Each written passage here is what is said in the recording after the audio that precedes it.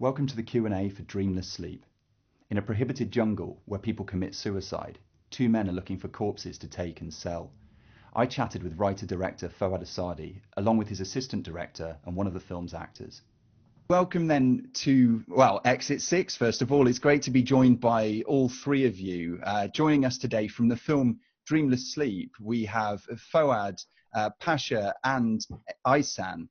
All of you involved in the film in various ways, from director-writer Foad, assistant director Pasha, and then Aysan as lead actress in the film. More on that in due course. But first off, guys, congratulations on being selected for the festival. The field this year was particularly strong, some really strong entries.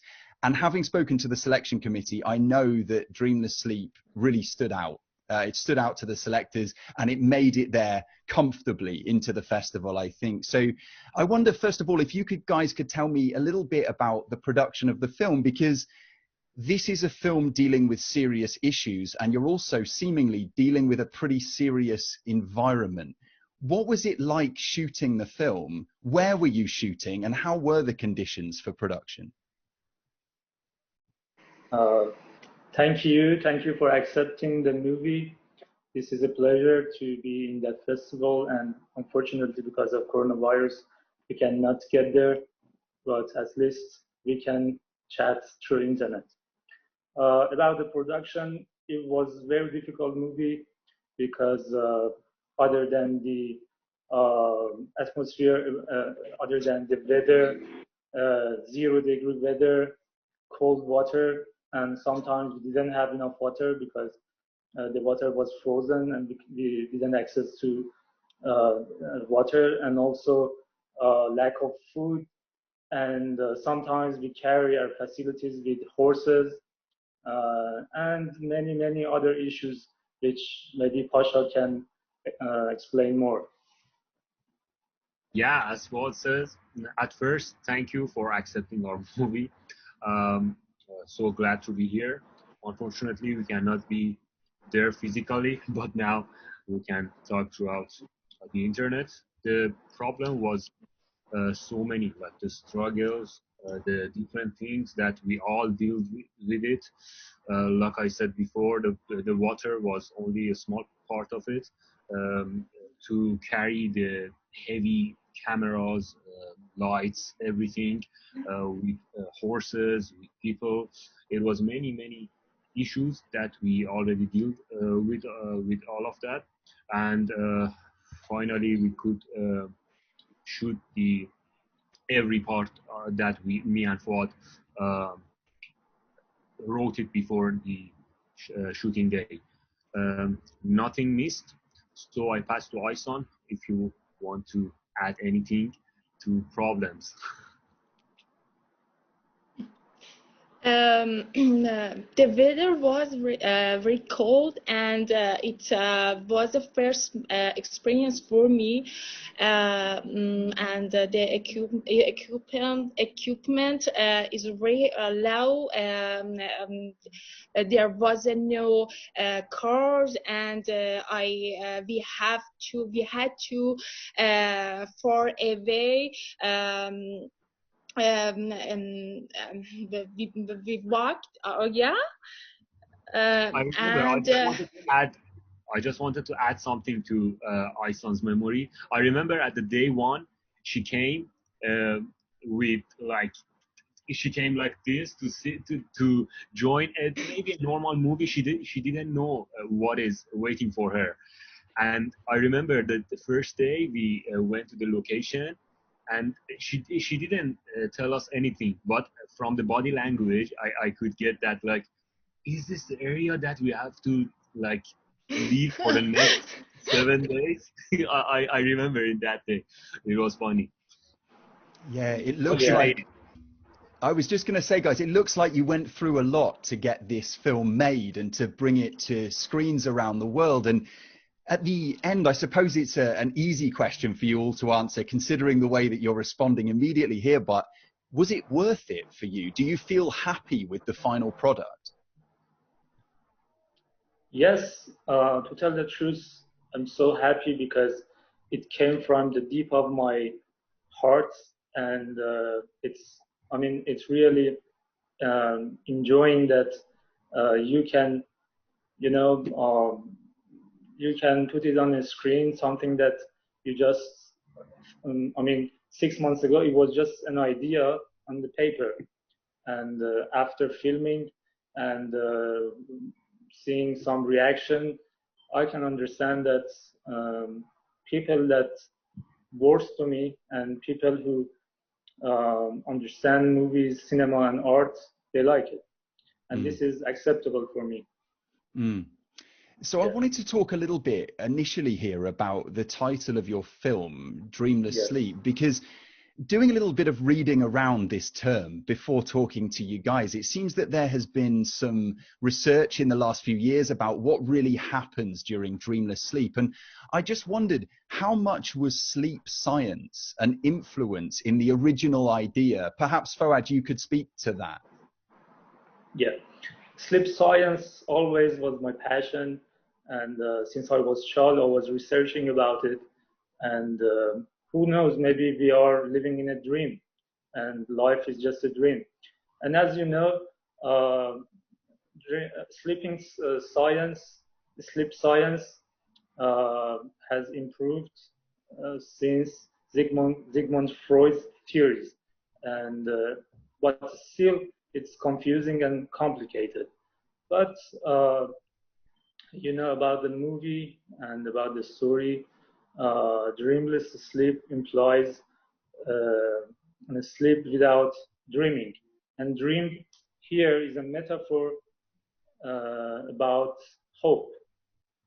And it's mostly focused on the main character's role, which show that he doesn't have any hope and he's hopeless and he's looking for hope. Yeah, I wondered about that, because I think at this moment, watching this interview, people will have had the chance to see the film, so we're not sort of spoiling anything. I'm not too worried about giving things away with plot there.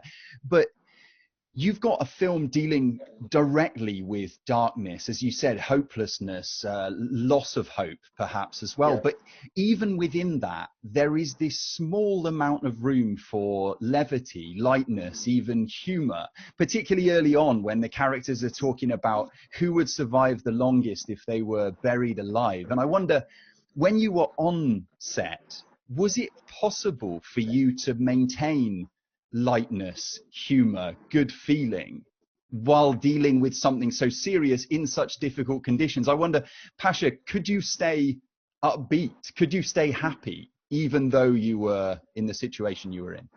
Again, I remember the first day that I watched this movie, I was not in a good situation because I moved out from Iran. I was far from my family. I remember Fuad sent me the file, and he told me it's done, you can see it. And then I put it on my laptop. I saw the movie, and after that, I was shocked. I was annoyed, but in a good way, because I do believe in that. Like I'm a big fan of horror and thriller movies, and most of my friends, they keep telling me that you're crazy. What you can see like funny movies, you can laugh. I said no. There is something in my body that when something can scare me, when something can annoy me, that thing will light up. And when something can touch that area, for me it's a good thing. This is so personally. Maybe someone has other opinion about this one, but this film, to be honest, I didn't know that can happen, but it happened, and it made me to think more, to go throughout the script again, and I was thinking, we did that. And I think Fuad has same opinion regarding this one, right? Yeah, of course. But if I'm gonna get back to the specific question, During the shooting, I was 100% concentrate behind the scene, and I didn't think about the sense of the consequence of the movie at last, what happened for the viewers, and I was just checking that everything is gonna perform right, but at the same time, I should, I mean, to feel the character, to feel how they wanted to play, and to put myself on characters to see what they're gonna do, what they're gonna say during the shooting in front of the camera. So I had the same feeling, and yes, during the shooting, I was not happy. I was um, upset, and I think this is good because if I wasn't upset, I couldn't uh, dig out that atmosphere inside the movie and transfer it to the viewers. This brings me to my next question, and it's a question for Aysan, because Aysan, when your character is introduced in the film, you're at the point of attempting, or in fact committing suicide, and later in the film this comes back, this action is completed. I wonder for you, how did you feel the first time that you read the script and realized what your role in this film was? Yeah. First, when I read my role, I understood that this film is about hard things that people go through in their life. That makes most of them get depression. Since this was my first experience, I was a little bit scared to scared when I realized that I have to go to suicide in the film. I felt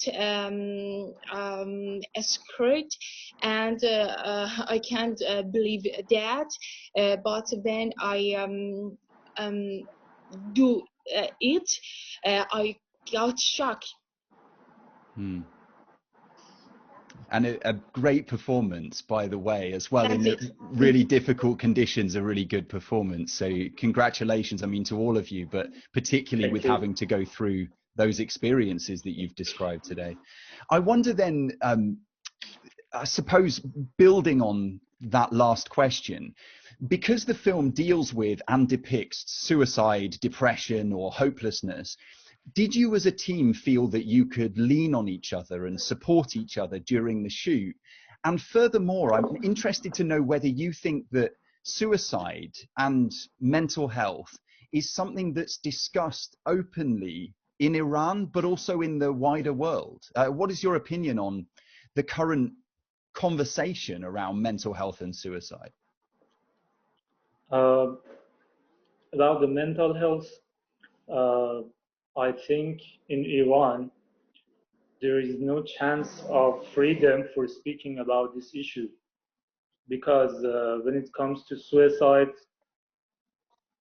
there is a barrier, which is religion, because religious people think it's a very big sin, so people don't have to do that. But despite religion, I believe that human is free, and life or death is something on its hand. So if I'm not happy with my life, if I do not have any belonging, so I have the right to suicide. So it's nothing to do with other people. And hopefully there are some countries that they have the right for people who are not happy, who are ill, who has mental illness. For instance, some people who are disabled, we are see, I mean, we see the appearance, but when it comes to mental illness, we cannot see. They're suffering from inside. So there should be a way for them.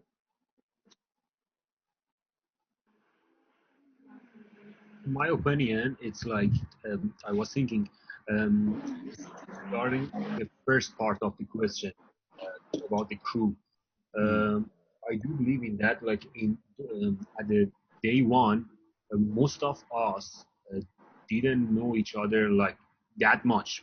We did know, but just as a director, as a photographer, as a like DOP, but this script again and the atmosphere like around us gather all of us together to maybe think about the life like in a different way. Like I remember in the night times, like before we go to the bed, I could feel the amount of like the emotion between the teams, between the whole crew, like the friendship, like the way that this friendship started. Like at the day 7, like the day that the film finished, it was like maybe it was like I say, like the candle at the day 1, it was like a small amount of heat, but in the day 7, the heat was like a big fire. Like this friendship, everything was higher compared to the day 1, and I do believe in that. Not um, not so highlighted, but in a kind of way, this script bring the whole team together. Like this friendship, like maybe all of the people was thinking, what is life? Like as we can live together, let's have fun together. Let's see the world like in a different way. I remember Fuad also remember this. I had a small fight, not fight, like the debate, like with one of the crew member at the day 1, but in the day 7 we became like good friends. Like in now again today we are in good. We are like nothing happened between us. We are good friends, and I do believe in that. This script did this to all of us. Yes, and I have to do, I mean, I have to add something which is about suicide. Uh, you know, the first day I ask everybody that, I mean, volunteering, that if someone wanted to make fake suicide was by those facilities that we had to experience it for some seconds. And other than our actors and and I think a couple of other crews, nobody couldn't tolerate this decision because it was hard. And I do it by purpose. I mean, I did it by purpose because I wanted to feel what it is. And I asked from others who had that experience, I mean, that fake suicide, that what happened to you. And maybe, and also Aysan had done it, other than the movie, which was for a long time that he was hanged on trees. And I mean, she said, I was thinking about my mother. Yeah. Yeah, it's so interesting to hear your sort of both sides of the experience, the positive that Pasha you were describing coming out of this shared experience, and also the deadly seriousness of the issues that you're dealing with here. And I wondered, it seemed to me that the cinematography of the film does a lot to add to the mood, to the feelings that come across as as a viewer I'm watching your film, and things like the knotted trees that are rising up to heaven. There's no life on those trees, they look dead. It seems to underline what we're seeing with the central characters, the environment there as well.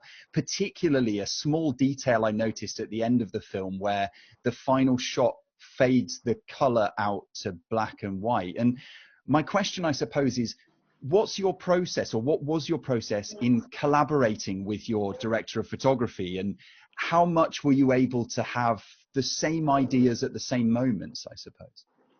Yeah, our cinematographer Vahid Ebrahimi is one of the best and talented cinematographer in Iran, and we will hear many in near future about him.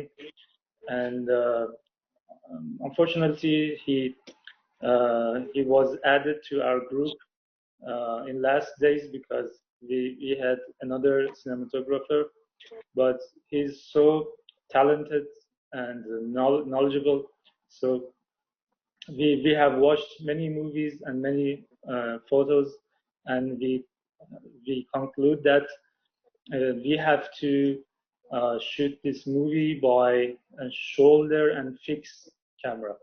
And during the day it was mostly shoulder, and night it was fixed.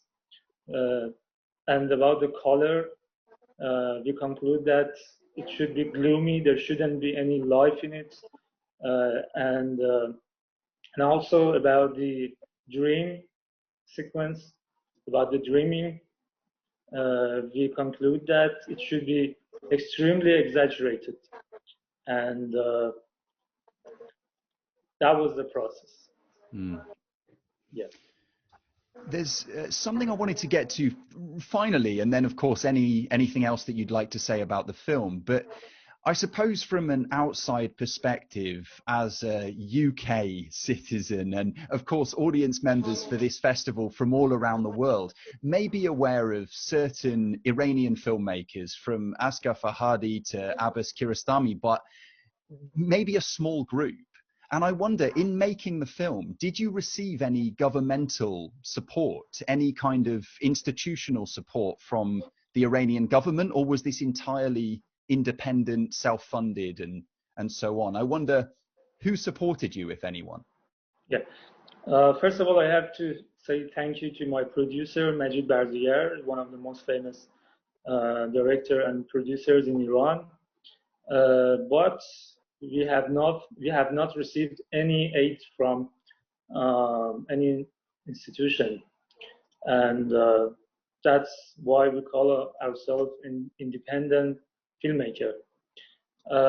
So in Iran, they do not support young generation, young filmmaker, and because they have a chart.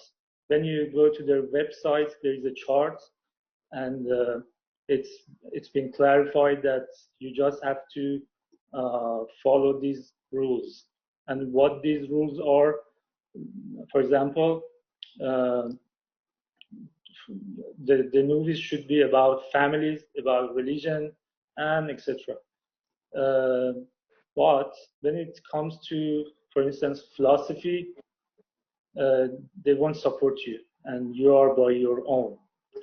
And I do not expect the government to help us because we are opposites of their, ideology. So, and we do not expect any aid, any money, any help from them.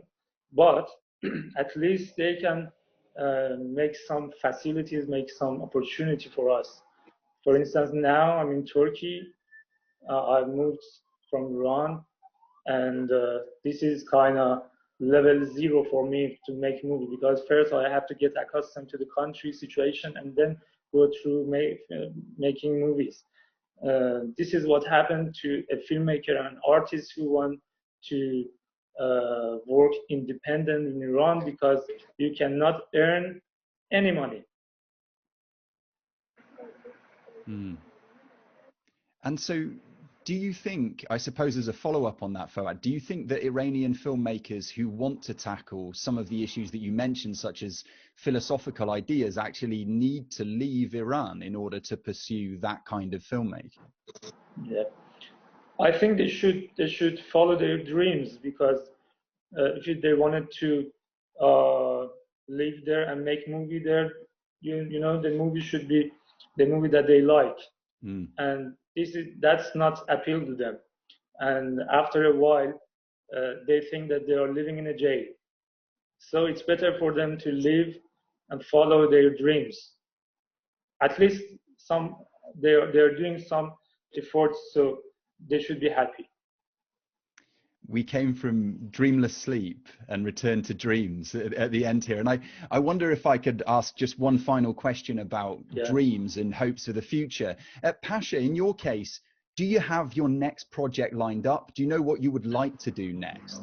You know, during current time, I have written many ideas, but after leaving Iran, so everything has changed for me, and it takes time to get accustomed to the situation and then get through filmmaking. Now, if I'm gonna write an idea to make movie, definitely it's about immigration, because I am an immigrant. But about my passion, which is philosophy, not yet. I don't know about Pasha. Yeah, I don't know either, but for sure, if I want to do anything, I will keep connected to Foad because of these two movies that we had already together. But I do believe in that. If we do the third one in the near future, for sure it's gonna be about the depression and moving out from the country that you grew up, and difficulties that it's and barriers around you. So let's see what will happen. And again, thank you for accepting our movies. You're very welcome. I just wanted to ask Aysan the same question. What would you like to do next as a performer? Do you have an idea of your next project?